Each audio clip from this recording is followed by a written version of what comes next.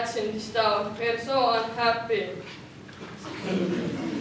I have wrapped my brain, but I still don't know what to do.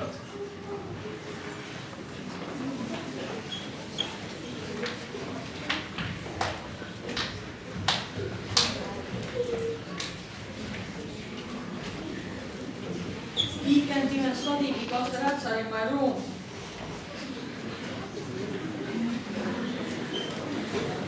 One day a strange man came to the town. He was tall and thin, and he had a flute. I can help you with rats. Only I want some money for it. I can pay you lots of money, 51 pounds enough. The boy Piper agreed and raised the flute to his mouth. He played a merry tune, and suddenly all the rats started following him. He then sent to the river, jumped on the boat, and the rats drowned. Yay! All the rats are gone. We're so happy. Such an easy job, I'm not going to pay you any money. The boy Piper was not happy about it at all. Don't pay me the money. Maybe I don't children again.